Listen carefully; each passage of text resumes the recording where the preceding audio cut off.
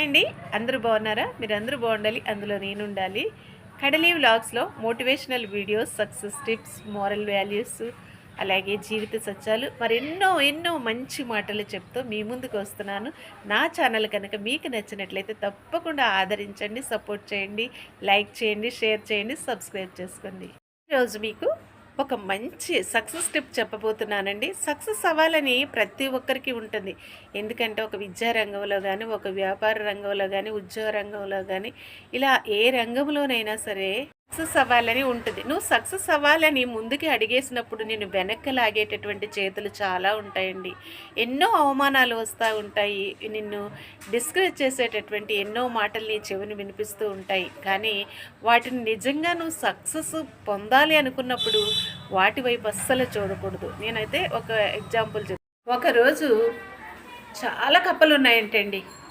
చాలా కప్పలన్నీ ఒకే చోట కూడి ఉన్నాయంట. అయితే ఒక పెద్ద ధ్వజస్తంభం అంత ఎత్తున ఒక సిమెంట్ పిల్లర్ చేశారట. ఆ సిమెంట్ పిల్లరు పైనుంచి కింద వరకు ఆయిల్ పోసేసారంటండి. అది ఇలా టచ్ చేస్తే చాలు జారిపోతుందంట. అయితే ఈ కప్పలకి ఒక పోటీ పెట్టాయంట. ఎవరైతే కనుక ఆ స్తంభం పైకి ఎక్కి వెళ్తారో వాళ్ళే సక్సెస్ అయినట్టు, వాళ్ళే గొప్ప విన్నరు. అయితే చాలా కప్పలు అమ్మో చూసి అనుకుంటున్నాయంట, ఏంటి దీని నిండా ఆయిల్ పోసేశారు, దీని మీద నుంచి వెళ్ళమంటున్నారు, ఎలా వెళ్ళగలరు, జారిపోతుంది అని అంటున్నారంట.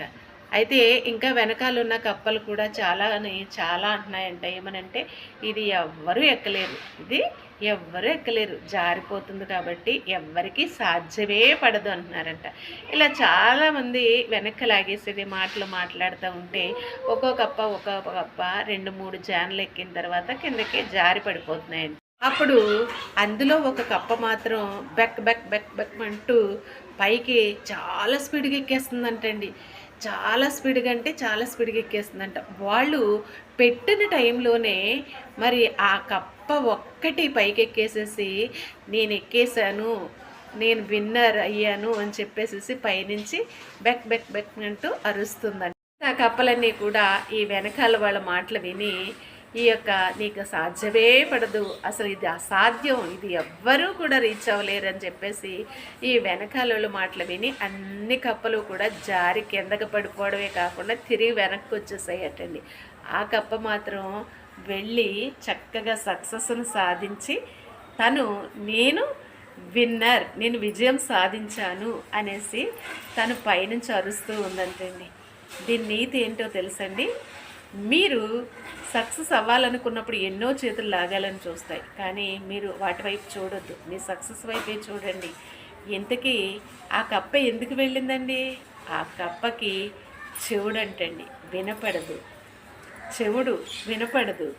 ఎందుకంటే ఎప్పుడైతే చెవుడుగా ఉందో తను ఏమీ వినపడలేదు. వాళ్ళు అన్న మాటలు కానీ, వాళ్ళు డిస్క్రైబ్ చేసి మాట్లాడిన మాటలు కానీ ఒకటి కూడా వినపడలేదు. అందువల్ల తను సక్సెస్ సాధించింది. నువ్వు ఈ లోకంలో సక్సెస్ సాధించాలనుకున్నప్పుడు చెవుటు వాళ్ళ వలె ఉండాలి, నీ మాటలు వినపడలేనట్టుగా ఉండాలి, కొన్ని దృశ్యాలు చూడలేనట్టుగా ఉండాలి, కొన్ని వినపడలేనట్టుగా ఉండాలి. ఎప్పుడైతే అలా ఉంటావో మౌనంగా, అప్పుడు మాత్రమే నువ్వు రీచ్ అవ్వగలవు.